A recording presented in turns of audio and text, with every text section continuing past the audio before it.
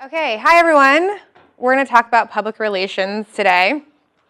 I'm Sharon.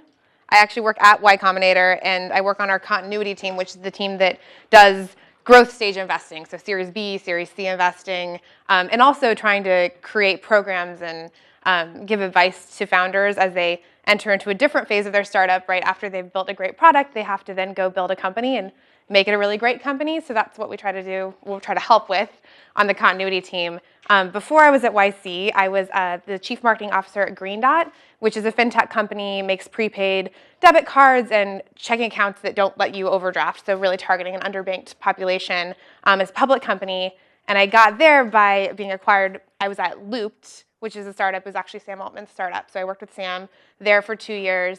And before that, I was at PR agencies. So I was at 2 different PR agencies, probably had a total of 20 clients over that period of time, ranging from startups to big companies like Intel. So I've done a lot of kind of on-the-ground PR work and also have thought about it from a strategic level, and also get to talk to founders from YC every day about startup or about PR and marketing. So that's why I'm here talking to you.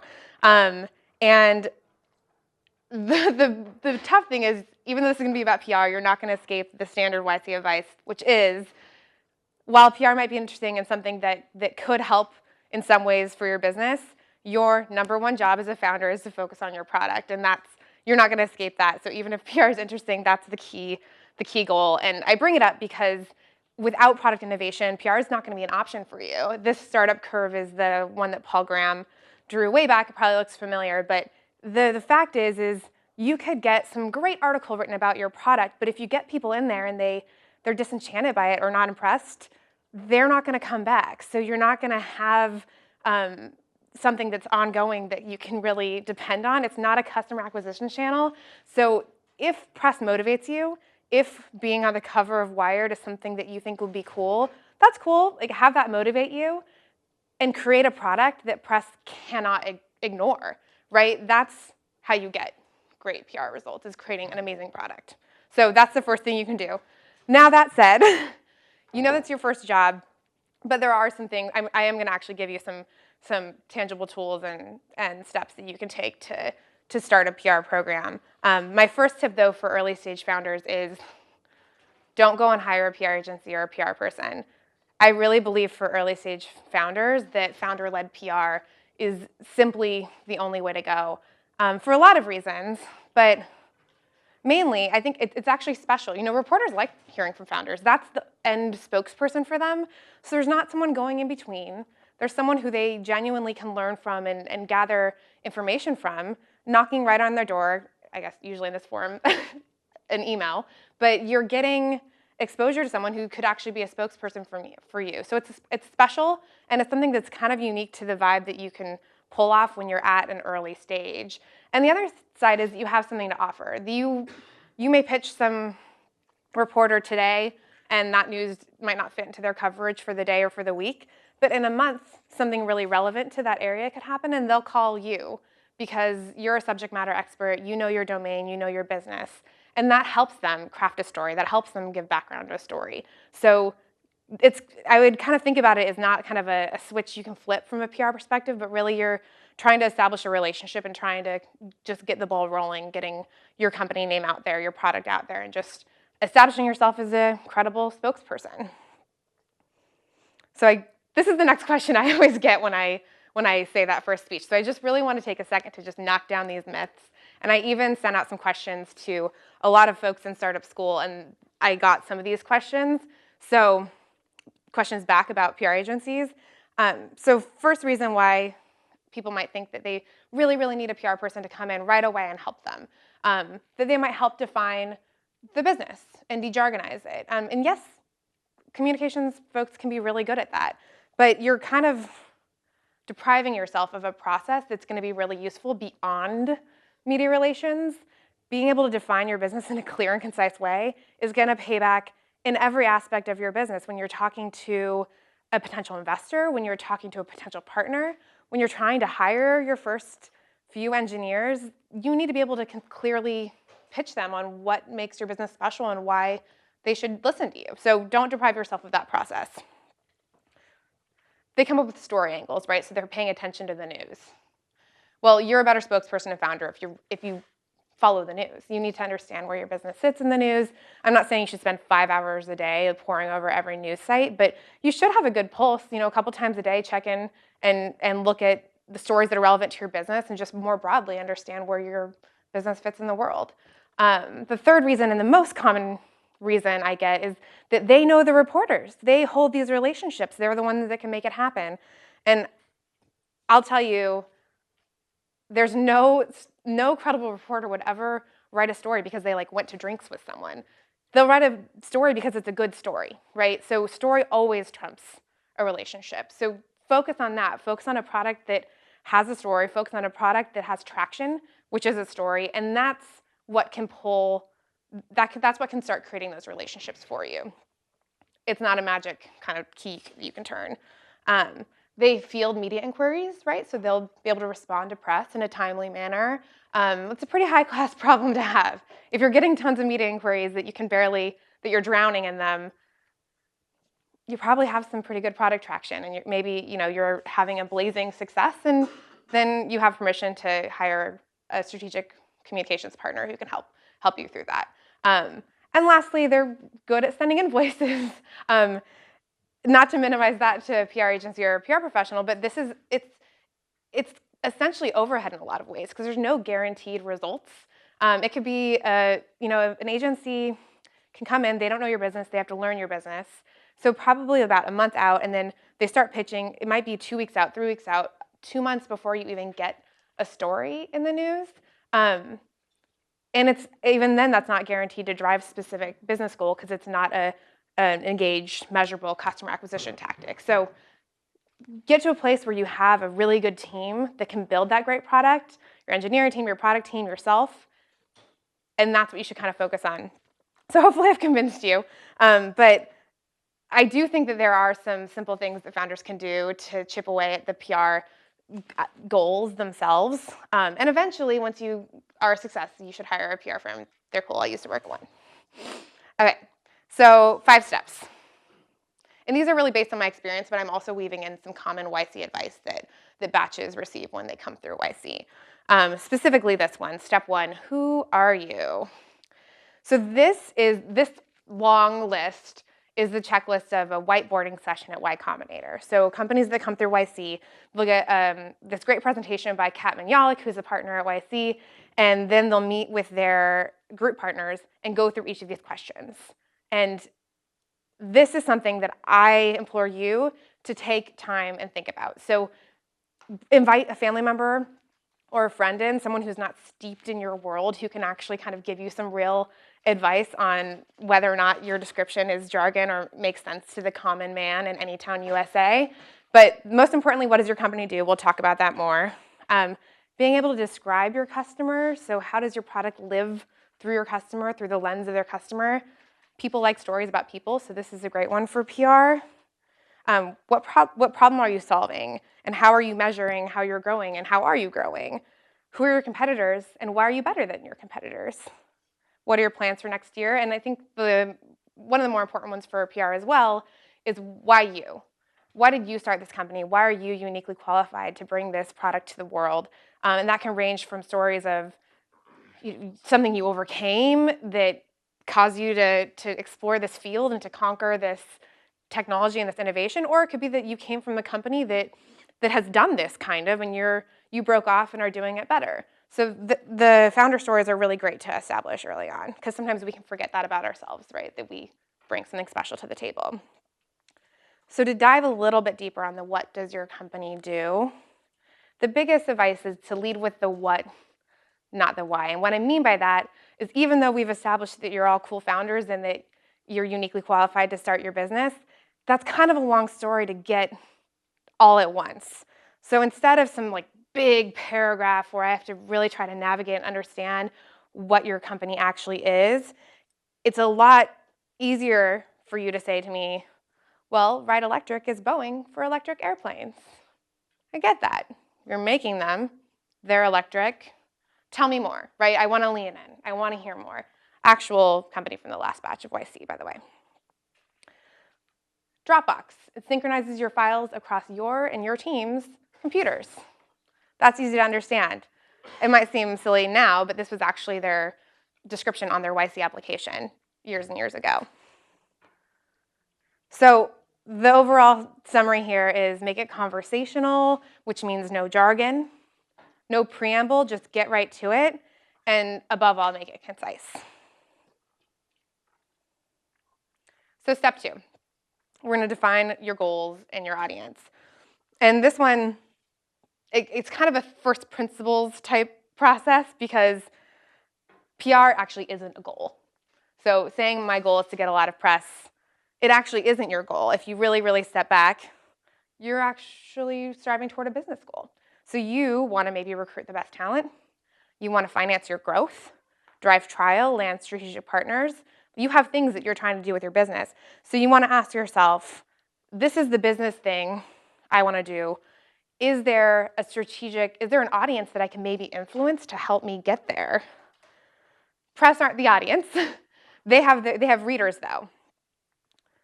So press might be the window to your audience. So getting a story placed or working with press to get some story placed could be a way to reach this priority audience. So if your priority or your business goal is to finance growth, your audience might be investors, right? So that's kind of how you need to break it down and really try to prioritize it, because if everything's a priority, then nothing's a priority. So really try to focus in. If your goal of press is investors, it's actually going to influence the reporters that you try to talk to and the publications that you try to get in. And so you want to ask yourself, and the other obviously piece of YC advice that I'm sure are already all doing is building your product and talking to customers and repeat. So if you're talking to your customers anyway, maybe ask them what they read. And that's a good way to kind of get to what outlets you might want to consider thinking to get in. So which brings us to our next step, step 3, reading, which might seem common sense. But so if you already read the news, probably you already do.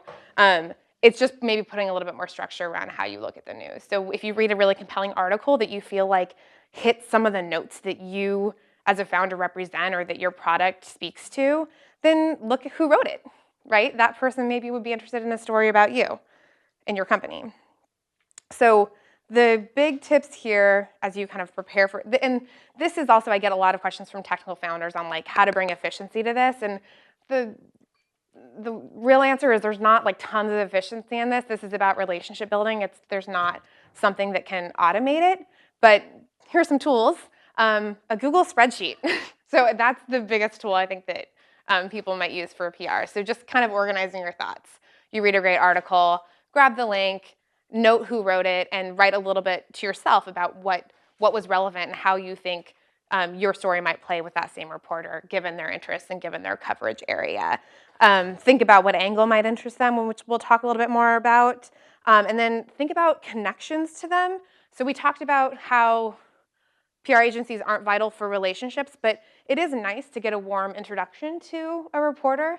So if you see that reporter has written about someone you know, maybe it's or an investor might know them, so maybe another founder has appeared in a story, so you might reach out to that founder, draft an email up for them and say, hey, would you mind introducing me to this reporter? I think they might be interested in my product, right? So that's the connections to them column. On angle, I think I kind of wanted to specifically point out business press because for an early stage startup, it's not always a relevant target for people because I'm going to do an audience question now. What would you guess is the most common topic covered in business outlets? Funding? Maybe, yes. For startups, yes. So the most common topic is business. You have to have something that ties to like market moving, commerce, the economy. So funding is a good example for where a startup might get into this. Another example where a startup might be able to get a story in the business press would be if you're really getting a lot of traction and like upsetting the stream of someone else's business. So you're taking advertising dollars away from Facebook, or you have an app that can hail a car and it's maybe disrupting a taxi business. Like, these are kind of things that will get you into business press even before you get really big, because you're showing signs of disruption, you're showing signs that there's something to look at here.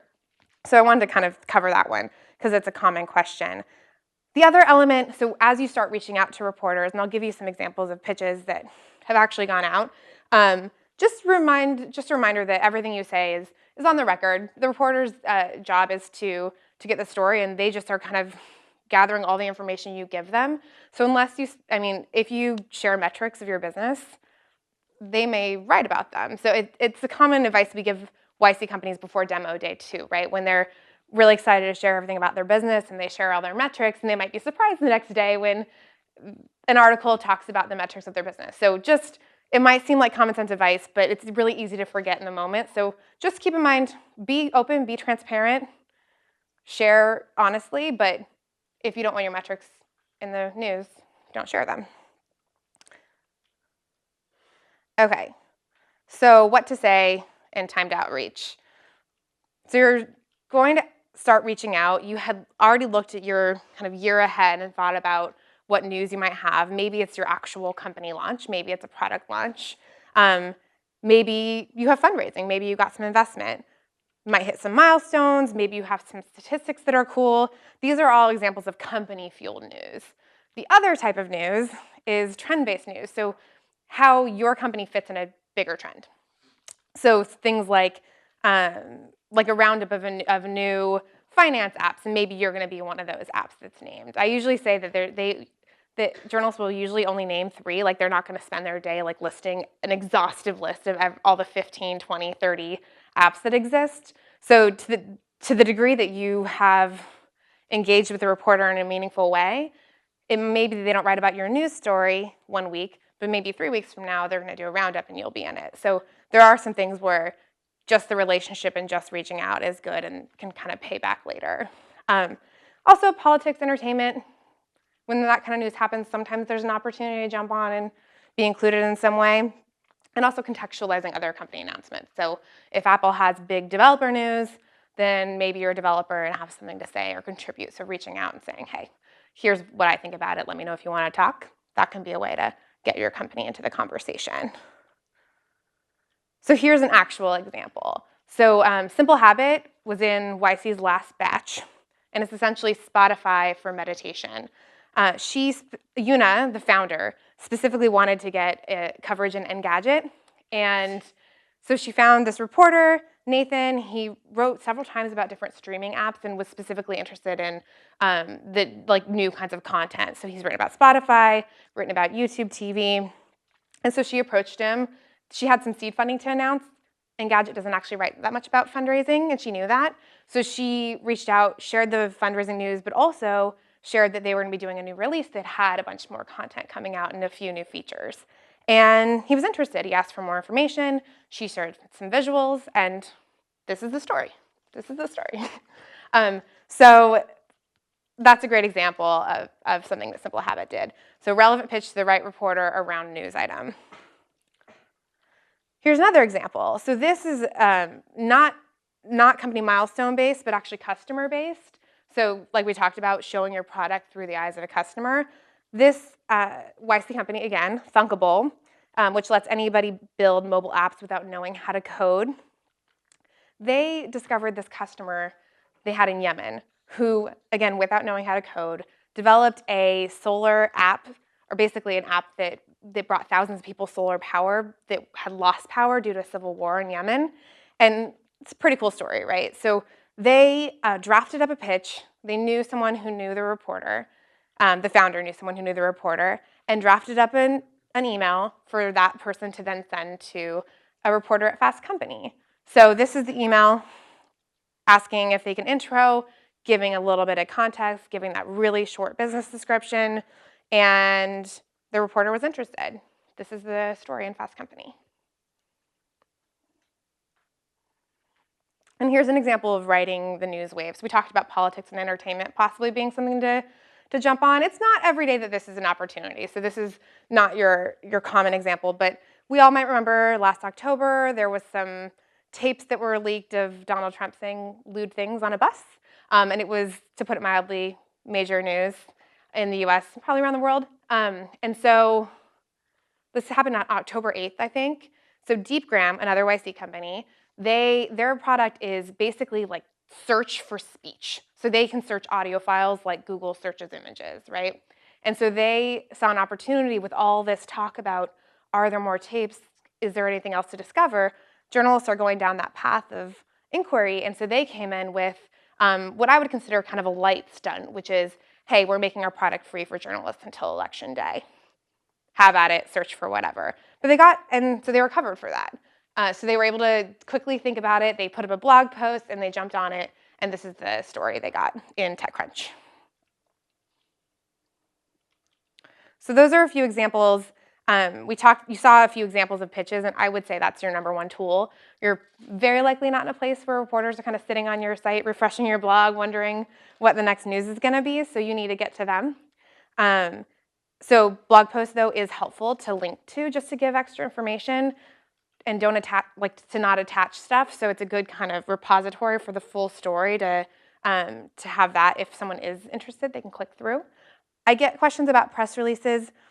They're not really for startups. That's the truth. It's an older medium. It used to be even more intense than this. But it was like faxes coming into a newsroom. That used to be the big utility of a press release. And then more recently, it was a good way to get in Google News, right? It got you in search results. But Google has wised up about that a lot, so it doesn't really do that anymore. So your blog has just as much power to get into those search results as a press release does. And press releases, if you're going to put them over the wire, cost a couple $1,000s. So it's not worth it for a startup. Really, they're a tool for public companies to make disclosures about market-moving news. So that's the main folks that'll use it. I guess the only other exception would be if you are in an industry that's kind of like an older-fashioned industry, like banking or aviation. Sometimes a link to a press release on your site can establish credibility for partners, not press, but partners or other people that you might want to get meetings with for lack of other press coverage. So there's that. Visuals and assets are really great to include, never as attachments because attachments are annoying. We all know that, but just link to them from your either in your site or it's a Dropbox link. But because every story will use a visual anyway, a lot of outlets want to create their own visual for bigger feature stories, but for a smaller news item, they might just screenshot your website or find a picture of the founder speaking at some event, but maybe you don't like that picture, maybe it's not flattering. So I always just say, provide your own visuals, so hopefully they'll use one of those and you'll be happy. So I don't know why I shoved all this in one slide, but the other thing I want to talk about in terms of official announcements are exclusives versus embargoes, which could be its own slide about how to really, really, really, really piss off a reporter. So listen closely because this is important. These are two tools that are used in the PR world to brief a reporter in advance of a news date so that they can have a full story ready to go on the day of the news. You can't use them both together. I'm going to talk about them individually. An exclusive is, I'm going to talk to you one reporter, just me and you. You're getting the full story, and that's it. You're the only one I'm talking to about this until after you post your story, and then if someone calls me, I can talk to them, but they're not going to have the story ready to go. It's yours. That's an exclusive. It's as serious as a monogamous relationship. That is, you should not mess with an exclusive. If you promise to give someone the story, it's theirs. Got it? Okay. An embargo is if you have bigger news that you think multiple reporters might cover, which is common, especially for a mid-sized startup that has people who are kind of following their news. You can reach out and say to each of the reporters, I have some news. I'd like to pre-brief you on it. The news is going out on June 15th at 8 a.m. Pacific. Would you like the news? Will you agree to the embargo? And they say yes. They're basically saying, give me the news. If I write a story, I will not publish it until that specific time that you told me. So the trick here is you just need to make sure you're being really clear in communication with everyone. Because if you send one reporter the wrong time, and they post their story earlier, then there's 4 reporters who had a story that was all ready, but they were respecting your ask. So it's kind of a little weird, but these are things that exist that are tools. And I would say specifically for an exclusive, it's something that we use a lot for early stage startups, because if you're reaching out to a reporter and you have, like that, the customer story, the one from Thunkable, that was actually offered as an exclusive. So that was just kind of an extra carrot to say, hey, this is a cool story, and we'll give it to you, just you. So the reporter then knows, okay, well, I can either take my time to actually talk to the customer, and I'm not like racing against the clock to see, because someone else might write it before I do, right? So it allows them to take their time, take a breath, and write the story they want. And also it's nice to not have to compete for clicks on the story with other outlets. So that's why it's used as a tool, but just make sure to respect it and use it carefully. So last of all, listen and be a source. So it's one thing to reach out when you have news, but kind of on your day-to-day, you're really just following the news and possibly taking opportunities to be a source. So these are just a couple things you guys know about Google Alerts and RSS feeds. One thing you might not know about is this tool called HARO. It's Help a Reporter Out. And the website is helpareporter.com. And it's free. You can subscribe to it. It's kind of a lot. Like, you get 3 Mondo emails every day. And basically what it is reporters will, they're seeking a source for their story. So they'll actually submit a request for a source. So, hey, I'm looking for an expert on molecular biology. Deadline is tomorrow at 5 p.m. Pacific. And so you see that. You're an expert on molecular biology. So you can actually reply and kind of let them know about yourself, and maybe they can use you as a source. So it's a good way. Sometimes you can really strike it big and there's something right on the money.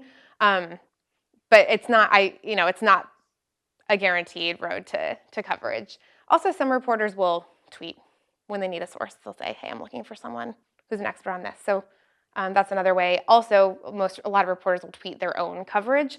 So again, if you're reading a reporter's coverage and kind of understanding what motivates them to write or what types of stories are cool for them, Twitter's a great place to hang out as well. So a couple quick examples of being a good source. The one I always talk about is Sam Altman. Having worked with him, he just wanted to help out and kind of, because he was just interested in the story. And so this is kind of the true test of a founder who gets PR from me, is someone who just thinks story is cool. Someone who actually wants reporters to have the tools to put out a great story. So he would reach out even if something wasn't within the realm of Loop, like if there was a story about augmented reality or something, he would ping someone and say, hey, I'm really interested in augmented reality. I know a lot about it. And they would call him even though there wasn't a specific Loop tie-in. That was a way that he was there for them. And so when we did have news, they at least looked at the email, so it helped just kind of get that credibility because they knew that he was interested in them getting a good story. 2 recent examples from Penny, another YC company, in a recent batch. This New York Times example was, Penny saw this comment that Jamie Dimon, who's the CEO of Chase, made about innovative bank startups not holding a candle to the offerings that Chase had for their own customers, and was kind of crapping on innovative banking startups. And it wasn't widely covered, like it was only covered in a couple places. They saw it in Forbes, and they noticed the New York Times hadn't covered it. And there was a specific reporter who they had been continuing to read his coverage, Ron at the New York Times, Ron Lieber, and they felt like Ron would be interested in the story, yet he hadn't covered it. So they reached out to him, said, hey, have you seen this news? What Jamie Dimon said, here's what we think about it. We think that innovative startups do have a place, and we have this perspective, and I'm an expert in this. And so he was able to jump on the phone with the reporter, give him context from what he thought, and he was in this story in like the second paragraph and quoted twice. So this story that he wouldn't have been in probably if the reporter had picked it up on his own, probably wouldn't have been in it, but he was in it because he was able to kind of guide the reporter through it, or at least help him get to a place where he wanted to write about it. And the other thing that Penny worked on is they had talked to a Bloomberg reporter about chatbots because she had written a story about that, and they wanted to kind of give her some more experience. I guess I didn't really say what Penny did. They're a personal finance app, so it's like a personal finance coach in your pocket, and it's a bot. So they were talking to her about bots, and she mentioned to them there were 2 stories she was working on, one about like equity grants and one about diversity hiring. And it was just kind of conversation, but they realized they had a friend who knew a lot about equity grants, so they connected her to the friend, and that was just kind of a nice gesture they did. And then when they were starting to look for their first engineering hire, these 2 male founders with an app called Penny and a female bot wanted to hire a female engineer to help to balance out their company from the beginning. So they reached out to her and said, hey, just interestingly, I know you were interested in this. We're actually doing this now. So anyway, hope you're having a good day. That's what we're doing. So she got back with them and said, hey, I want to profile you through your whole hiring process. So she shadowed them, did this like in-depth podcast on their hiring process. So this wasn't the story that they dreamt of in Bloomberg probably, like a story about their hiring process versus their business. But it was a great way to develop this relationship with this reporter. The piece ended up turning out really great. They did end up making a hire. So this to me is just a good example of a founder that gets a good story and is like, will invest in just kind of making that happen. So this is kind of it. I think from the other tools that you have are responding to articles. So if there's an article that you might even disagree with or have a different point of view, that's another opportunity to reach out. So it's not always just news-driven or trend-driven. It could just be like, hey, you wrote this. I don't know if you ever thought about it this way, but anyway, if you ever want to explore this side, let me know. I'm here. And then also, the media is changing. The only, getting an article written about you isn't the only way for someone to start seeing you as an authority, right? So there are small things you can do, like commenting on an article, not self-promotional, not plugging your business in any big way, but just as an interested person in this topic, commenting on an article on Reddit, Quora, and even creating your own content on your blog or on Medium. These are good ways to start just kind of dipping your toe in establishing your credibility in the field that you operate in. So those are some small things you can do. And questions. And actually, as a surprise, we have Stephen Levy here, who is at Back Channel. Come on up, Stephen. And formerly at Wired and Newsweek, way back. And he's a surprise. So this is a journalist. You can ask questions to as well. So you can either ask me or the person who is on the other line of these questions. Yeah, and actually, that's a super clueful presentation, I have to say, right? And you don't hear that from all people in the PR industry. I think that's true. Yeah. So very good. But we did have a question right back there. Yeah, so I was just trying to understand the advantages of the exclusive versus non-exclusive. So I imagine that being non-exclusive could potentially lead to more press. So just at least in the case of say Thunkable, if you could comment about so there's getting a better story, but what are some of the other advantages of doing exclusive? Stephen, can you repeat the question? Yes. Repeat it. So the question is, what are the advantages of doing exclusive versus an embargo? Because what your understanding is that if you do an embargo, you get more stories. Yeah, sure. Yeah, I'm dealing with this a lot. For what I do, I much prefer exclusives. And the publication that I founded and write for, called Back Channel, is we don't do a lot of stories. We're not a trade publication like TechCrunch, so we're not going to cover everything. We try to cover things that are special, and we could tell things in depth. So for us, it's important to have an exclusive. We don't want to write the generic story that everyone else writes there. And the other problem with embargoes is that if what you have is, first off, what you have has to be important to get a lot of reporters involved in there for a non-exclusive story. And what often happens is that someone gets wind of it, and then someone will tweet, oh, there's a company that does X, and and there's 4 reporters sitting there with the story, and one of them will have an editor and says, that's it, the embargo's broken, let's just go with it. So I would say well over half of the embargoes I've ever been involved with get broken. Whoa. And there's bad feelings. I would have said 25%. I say over half. Well, I mean, better than I do. And, and my pet peeve is always that if a big publication like Business Week or the New York Times breaks an embargo, sometimes accidentally. Oh God, we thought it was like West Coast time or something like that. They never suffer consequences there. Yeah, exactly. But I think I argue for if you have an important story to tell, and particularly as a complex story that can't be summed up neatly in a sentence, but what you have is really cool and needs some explanation, then you really want an exclusive story, a reporter who's going to find it worthwhile to spend a lot of time with you and your company and tell that definitive story. You put it on the web, everyone gets to read it. And for example, I did a story about this company called Viv, which was people who used to do the Siri product there. I did it for Wired. It was actually my last story in the magazine until this week, actually. It was a couple of years ago. And they actually use that on their website to explain themselves for a couple of years. Yeah. Yeah, it's kind of, and I think that's the key point about exclusives is if someone can go deeper, then as a business, that's a tool for you. It's like a part of the tapestry of your company. It's kind of at the top of the search results. It's something that someone can actually take and read and fall in love with your company. So even, especially for recruiting, partnerships, like that story is in your email signature and, you can really cherish it. I think there's a question right behind you. Steven, could you sort of like go through some of the major different types of publications? So there's TechCrunch, there's New York Times and sort of like mainstream media, but then there's like the new wave of media companies on Medium, and then there's Wait But Why. There's just all these different types. Could you sort of go through like the pros and cons to the different like sort of major categories that you see? Yeah, well, sure. I think, ultimately, when you're going to do your pitch, you're going to do what Sharon says and really get yourself familiar with them.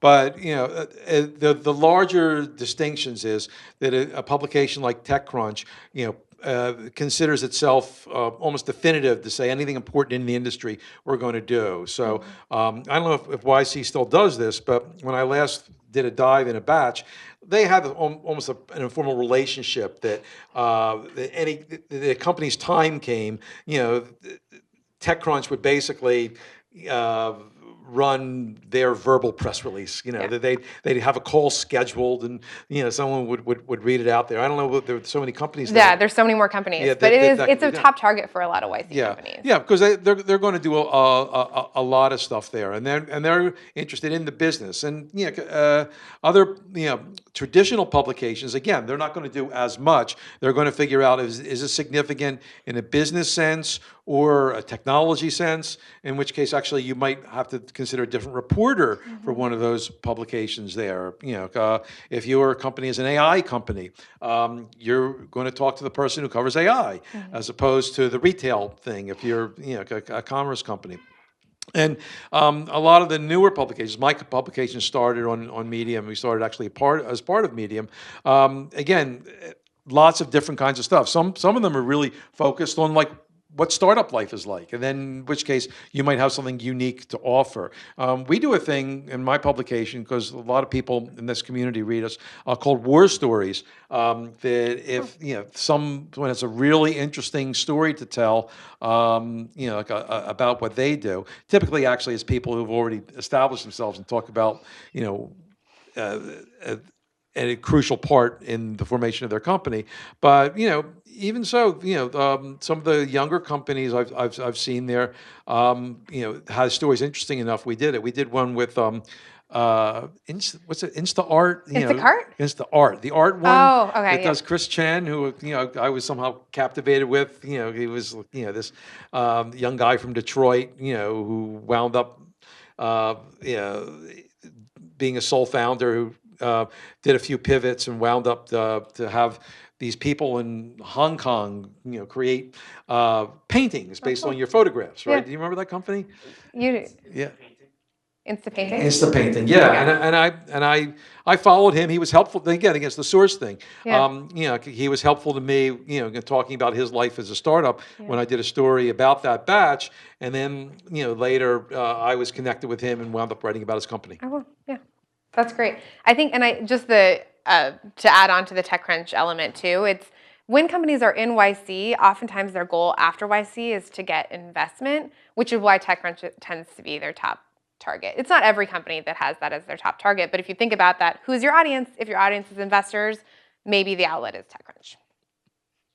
So I was wondering about the benefits of kind of reaching out to reporters versus generating your own PR with like Medium articles or Twitter or Facebook or other forms of social media. And do you feel like you really need to kind of reach out to reporters to kind of generate the kind of publicity that you might want? The question is, how would you weigh reaching out to reporters against things that you can do yourself, like writing media articles and being active on social media? I'm sure you have an opinion. My opinion is pretty brief. It's that they're not mutually exclusive. I think that your story through your voice is amazing, and if you're able to start developing content that's on point for your customers and for people who follow your company, that's amazing, and that's helpful for SEO. So from a pure like business standpoint, it's helpful, but it's also really great to create a dialogue where you can actually answer your customers' problems. The other thing that's helpful is to have a third party validate your business by thinking it's cool, right, and writing a piece on it. Yeah, that's generally right. But if everything is out in the Medium story, Yeah. it's a little, less, delicious for a reporter to do that. I did a story about a startup called Bonsai recently, and interestingly, that came from a relationship I had with a PR person who really knows my work and and knows, okay, this is a guy who likes to do things that really move the ball, and this is something different there, that I think is going to meet Stephen's needs, and they had done some stuff on Medium, and I looked hard at that to say, boy, did they give the story away? Yeah. Even though obviously, if you just put up stuff on Medium, you're not necessarily it's going to be pretty rare to get huge readership from that. So I say ultimately, then it doesn't really matter. Not many people have read it, but if if you got what you wanted and and took off, it might make a reporter think twice to say, gee, that story's been told already. Yeah. I think that might have blown past the common sense point of the big part of news is that it's new, like that someone hasn't talked about it yet. And that's the compelling point for reporters. Any other questions? Can you talk about the balance between sort of like crafting and scaffolding a story that you directly give to reporters versus sort of letting them do what they want with it? Because on one hand, it's less work for them, but on the other hand, they sort of exercise less creativity if you just sort of give them a narrative that they can copy and paste into their article. So the question is, and I'm going to ask Stephen to answer it, is what's the balance between doing a lot of pre-work and giving kind of like an outline to a reporter, as you said, scaffolding, versus just letting a reporter run with it?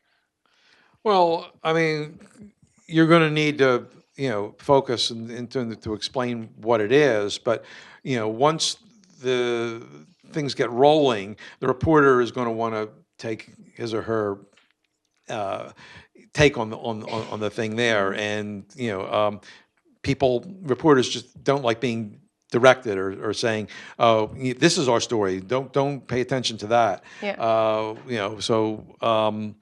Once you open the door, we're in. So Yeah. I hope what you want to say is interesting enough to keep us from what we find interesting. And I think that I think pre-work is helpful, at least in like my luck getting responses from folks. You have to make sure that they get that it's a cool story. So just saying, this is my company, your thoughts, is maybe not going to be enough. You need to talk to them about the cool thing you're doing that they might be interested in. And it also brings up another point that there are no rewrites. So the reporter gets to have their time with your story, and you don't kind of get to review a draft or edit it, which I know seems common sense, but it is a question I get a lot. Any other questions? Okay, thank you. And thank you to our surprise guest, Stephen Levy. Yes.